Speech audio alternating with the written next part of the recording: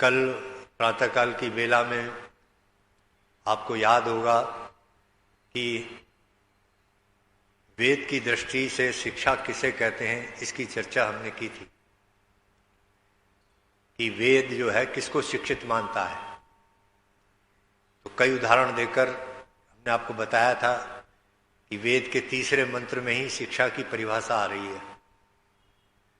जो हम यज्ञों पर बोलते हैं, सब मांगलिक कार्यों में जिसका पाठ किया जाता है, या आत्मदा बलदा यश विश्व उपास्ते प्रशिषम यश देवा यश छाया अमृतम यश मृत्यु कस्मई देवाय हविषा विधेम। इसका अर्थ किया है स्वामी जी ने। भावार्थ, जो आत्मज्ञान का दाता, शरीर आत्मा और समाज के बल का देनेहारा, जिसकी सब विद्वान लोग उपासना करते हैं और जिसका प्रत्यक्ष सत्य स्वरूप शासन न्याय अर्थात शिक्षा को मानते हैं और जिसका आश्रय ही मोक्ष सुखदायक है, जिसका ना मानना अर्थात भक्ति न करना ही मृत्यु आदि दुख का हेतु है। हम लोग पुस्तक स्वरूप सकल ज्ञान के देनेहारे परमात्मा की प्राप्ति के लिए आत्मा और अंतःकरण से भक्ति अर्थात उसी की आज्ञा पालन करने में तत्पर रहें।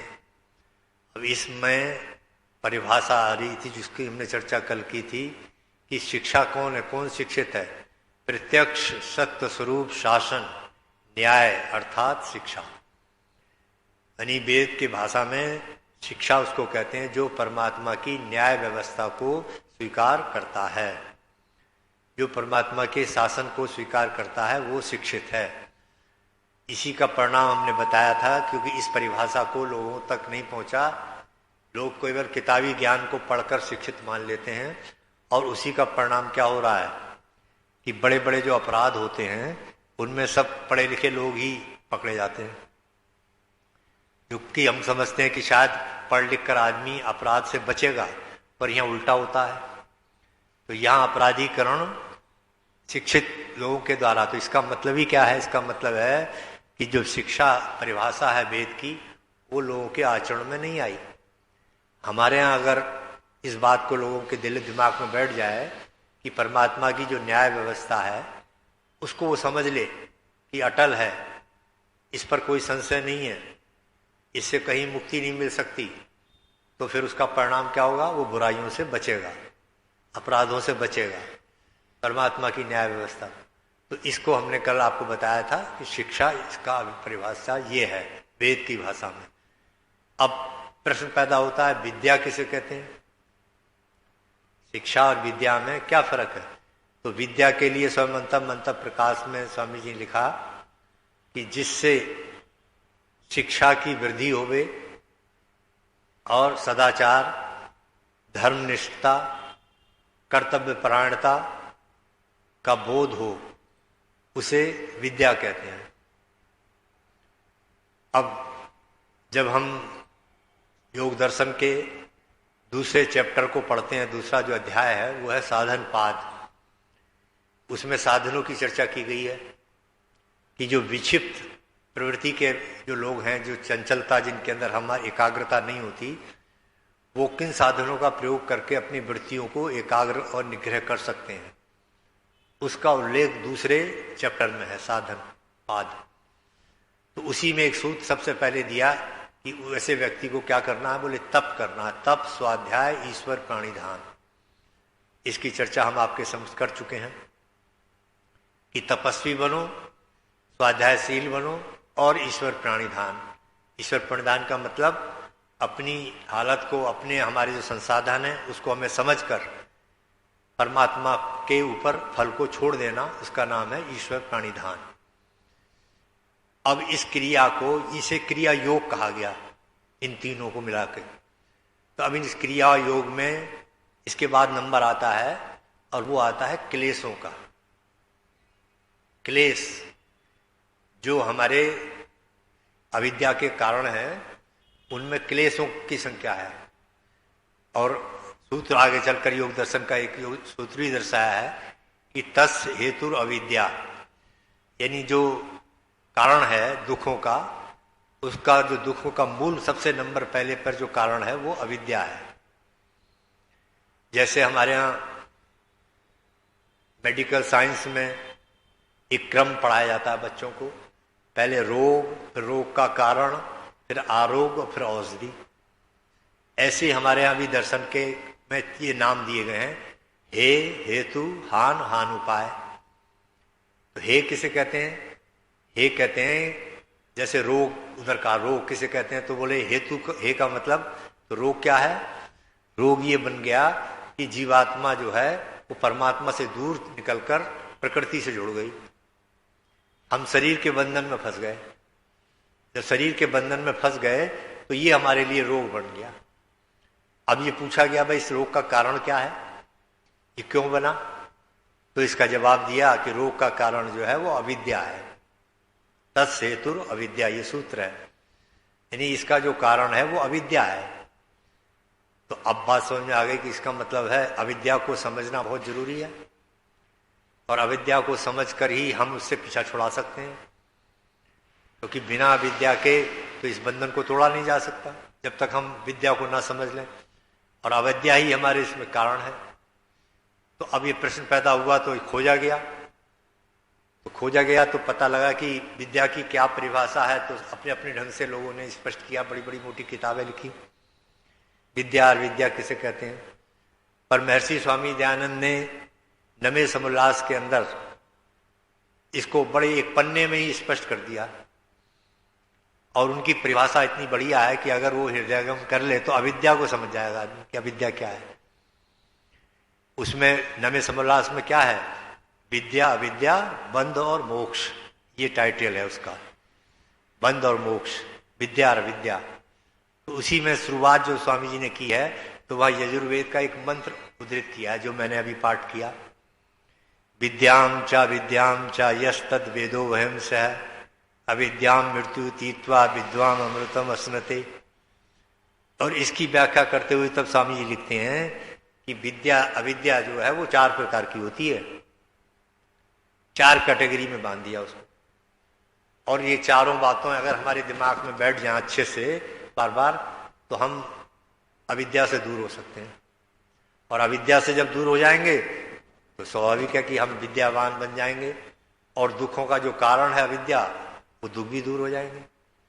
तब स्वामी जी ने अविद्या का उल्लेख करते हुए सबसे पहले नंबर पर लिखा कि पहले नंबर की अविद्या क्या होती है?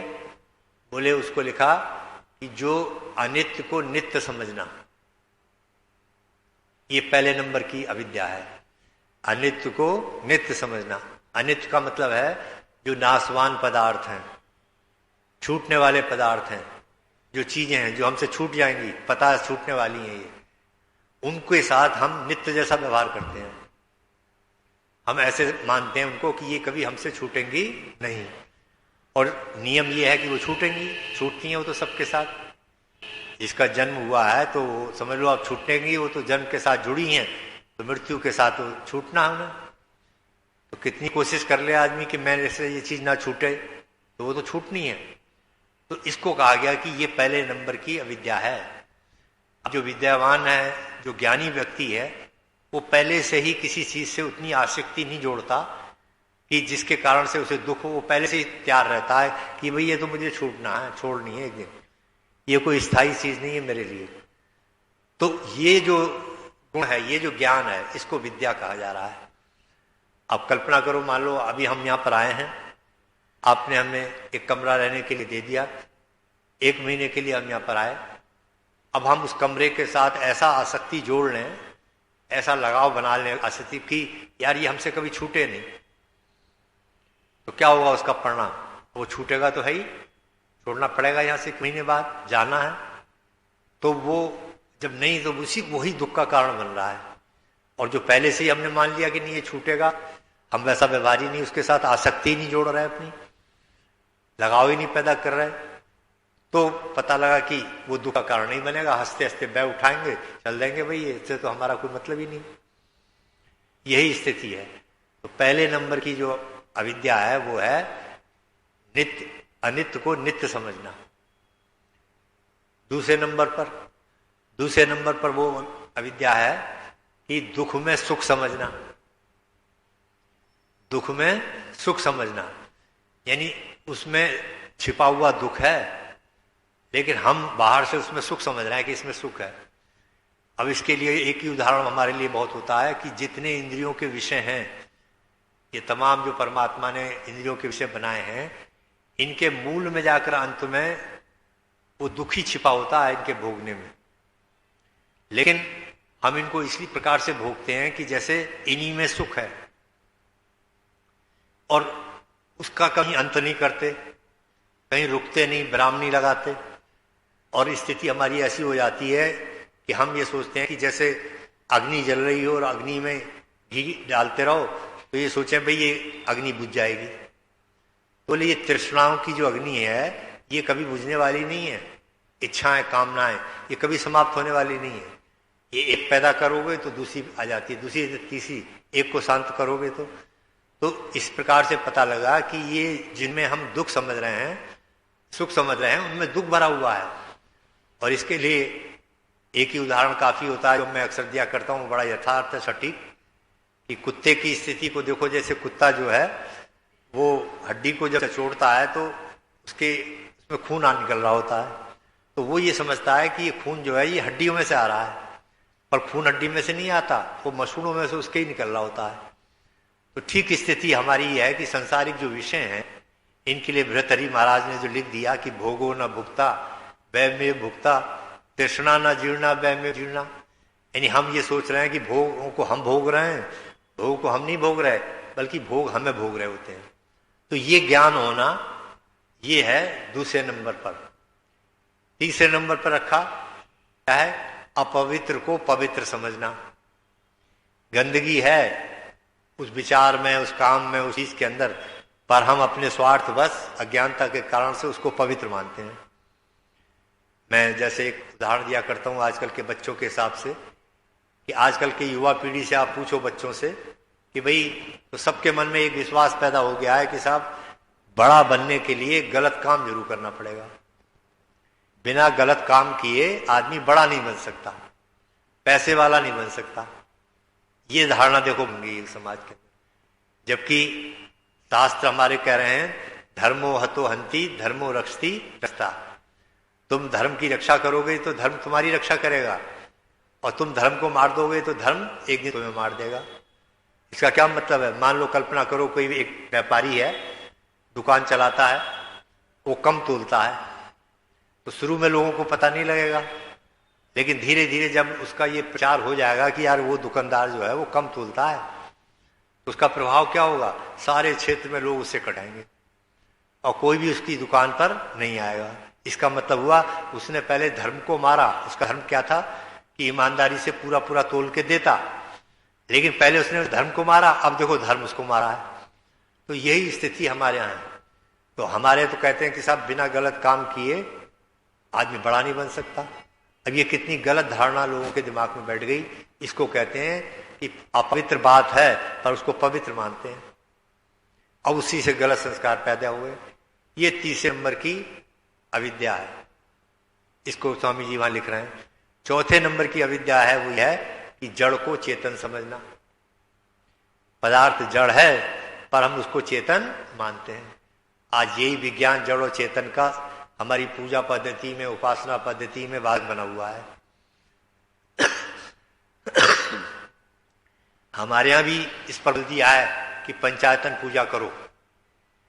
पंचायतन पूजा की बात अपने यहां भी है, वेदों में भी है, शास्त्रों में, लेकिन अब पूजा का अर्थ अलग अलग है, ये नहीं लोगों को दिमाग में रहा कि पंचायतन का मतलब 5 प्रकार के, तो 5 ही प्रकार के हमारे जड़ देवता होते हैं और 5 ही हमारे चेतन देवता हैं। अब जड़ देवताओं की जब पूजा करने की बात आएगी, पंचायतन पूजा, 5 की जी पूजा करो, तो वहां पूजा शब्द का अर्थ क्या बनेगा? वहां पूजा शब्द का अर्थ यह बनेगा कि उनकी सुरक्षा करना, उपयोगी बनाए रखना।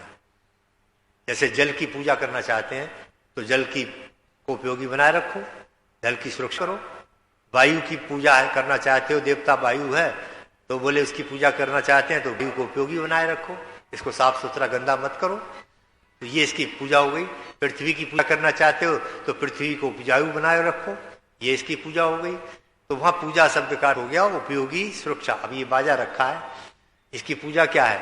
अब इसके दीपक से घुमाकर ये पूजा नहीं इसकी, इसको उपयोगी बनाए रखो, इसको साफ सुथरा रखो, जब जरूरत हो तो ये काम आए। तो ये जड़ पदार्थ की पूजा का अर्थ ये हो गया। अब इसमें ये देख लिया कि भाई ये सब देवता हमारे हैं, इनके भोग का भी हमारा निषेध। तो भोग कैसे हो? अब हम वायु में ऐसे छिड़कते रहे किसी पदार्थ को पूरी तो वो चली जाएगा और कोई इसका उपयोग नहीं है। जल में डालेंगे तो भी खराब होता है। तो ढूंढ लिया हमने कि भाई इसका जो जड़ देवता है इनका मुख क्या है। अब मुख ढूंढ लिया, तो मुख ढूंढ लिया तो पता लगा कि यज्ञ का आविष्कार हो गया। ये अग्नि जो है ये देवताओं का मुख है। जितने भी जड़ देवता हैं इसमें जो पदार्थ आप डालेंगे वो सबका भाग भस्म करके वहां पहुंचा देगी। ये हो गई जड़ देवताओं की पूजा। तो जड़ देवताओं के साथ और चेतन भी 5 हैं। वो 5 आयतन, 5 माता पिता, आचार्य, अतिथि, पत्नी के लिए पति और पति के लिए पत्नी। अब यहां पूजा का अर्थ दूसरा हो गया शब्द के प्रसंगवश। यहां पूजा का अर्थ यह हो गया कि उनका सेवा करनी, सत्कार करना। अब माता जी को जरूरत है मान लो दवाई की, गोली की, पानी की, और हम दवाई गोली पानी का तो ध्यान ना रखें, केवल एक कोने में बैठकर माता जी का कीर्तन करते रहें, तो माता जी उससे प्रसन्न थोड़ी होंगी, उसे थोड़ी आशीर्वाद मिलेगा। माता जी की सेवा करने से, सत्कार करने से तब वो आशीर्वाद मिलेगा। तो यहां देखो पूजा का अर्थ अलग हो गया। तो ये इसी प्रकार से जो हमारे पंचायतन पूजा है ये हमारे यहाँ भी है, 5 की पूजा करो, लेकिन उसका ढंग बदल हो। अब दिक्कत ये आ रही है कि हमें ये ज्ञान नहीं है कि जड़ देवताओं की पूजा कैसे करनी है। ये महर्षि स्वामी दयानंद ने समझाया हमें कि ये अग्निहोत्र जो हवन है हमारा, ये वैज्ञानिक पद्धति है, इसके द्वारा जो जड़ देवता हैं उनकी पूजा हो सकती होगी। और आज नहीं तो कल, और सारी दुनिया देखो अब धीरे धीरे जब पर्यावरण खराब हो रहा है तो लोगों का ध्यान जा रहा है कि भाई ये क्या रहस्य है। ये भारत के लोग प्राचीन काल से यज्ञों के प्रति बड़ा जुड़ाव रहा है, ये क्या है, इसमें क्या है, इसका विज्ञान खोजो इसको। तो आप समझ गए। तो इस प्रकार से पता लगा कि ये जड़ और चेतन के अंतर को, महर्षि स्वामी दयानंद का एक आंदोलन ये भी था। और तमाम बुराइयां जो है इसी कारण से फैल गई कि लोग जो है खिलाना पिलाना, सेवा करनी चाहिए चेतन की, वो ना करके वो जड़ पदार्थों की सेवा में लगे रहते हैं। और सारे धन और सब इतनी हवा। आप देखो अभी पीछे शायद अभी सुप्रीम कोर्ट ने रोक दिया था, उसमें केरल में पद्मनाभन जो मंदिर है उसमें 7 या 8 ही अभी दरवाजे खुले, और इतना सोना, इतना जेवर कि उसका हिसाब रखना मुश्किल हो गया सरकार को। तब सुप्रीम कोर्ट ने उस पर प्रतिबंध लगा दिया कि अभी बाकी न खोला जाए।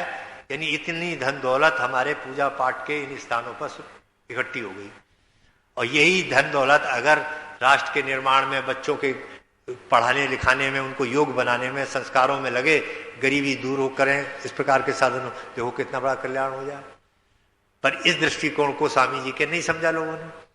और स्वामी जी के न समझने का परिणाम देखो हमारी शक्ति कहाँ इकट्ठी हो रही है। और वो भी फिर क्या हो रहा है, आश्चर्य की बात यह है कि वो जो मंदिरों पर ज्यादातर जहाँ ज्यादा आमदनी होती है वहां गवर्नमेंट के प्रशासक बैठा दिए हैं, वहां गवर्नमेंट के सरकारी प्रशासक बैठे हुए हैं। वो हमारे हाथ में नहीं है वो चीज भी। वो गवर्नमेंट के प्रशासक उस धन का प्रयोग सरकार के योजनाओं में वहां करते हैं, बल्कि ये कहा जाए तो तुष्टीकरण में करते हैं। जो मुसलमान आदि उन लोगों के लिए खुश करने के लिए उनके मदरसों में उनको देना, मदद करना और बहुत सी चीजों में, ऐसे कामों में वो धन जा रहा है जिससे हमारा कोई मतलब नहीं है। उन कामों में वो हमारी पूजा पाठ का धन जाता है। तो ये स्वामी जी ने इसी बात को समझाने की कोशिश की थी कि ये बहुत बड़ी अविद्या है, इसको अच्छे से समझ लो। जड़ पदार्थ अलग है, चेतन पदार्थ अलग है। चेतन पदार्थ की पूजा करो, जड़ पदार्थों की पूजा करो, तो उसका ये तरीका है अग्निहोत्र आदि करके। तो ऊपर लोगों के समझ में नहीं आई। तो ये जो 4 प्रकार स्वामी दयानंद ने लिखे, इसमें पूरी अविद्या का ब्यौरा आ जाता है। इसके बाहर एक भी चीज नहीं है। पूरा परिभाषा इतनी बड़ी आ गई, बस इस पर ध्यान रखो। तो ये पहला क्लेश है, इसको क्लेशों में गणना करिए ना, 5 क्लेश होते हैं। पहला क्लेश है अविद्या, दूसरा है अस्मिता, फिर है राग, द्वेष और अभिनिवेश। तो पहले नंबर पर अविद्या जो क्लेश है उसको दूर करने के लिए महर्षि स्वामी दयानंद ने ये ज्ञान दिया हमें कि देखो इस 4 भागों में इसको समझ लो अविद्या को। तो समझा दिया। तो इससे क्या है, बोले इससे अमृत प्राप्त होगा। और इसका उल्टा करोगे तो वही तुम्हारे दुख का कारण बन जाएगा। ये बात समझा दी गई। उसके बाद में अविद्या के बात आता अस्मिता।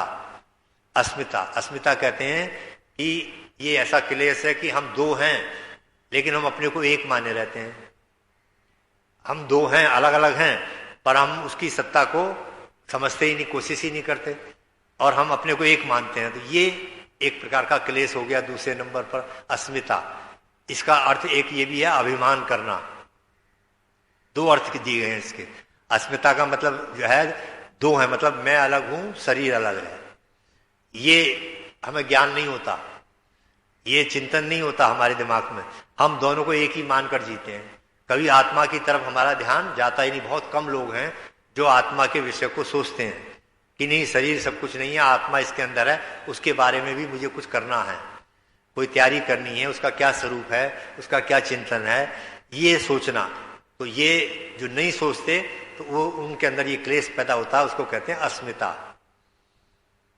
उसके बाद में क्लेश है राग।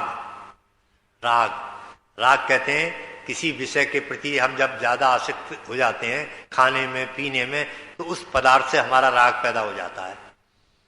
हम जुड़ जाते हैं, हम अपना संबंध उससे जोड़ लेते हैं, तो राग। तो यहां भी वही दुख का कारण है कि जिससे हम संबंध जोड़ेंगे कितनी भी प्यारी चीज से, केवल ईश्वर को छोड़कर बाकी सब चीजें तो छूटने वाली हैं।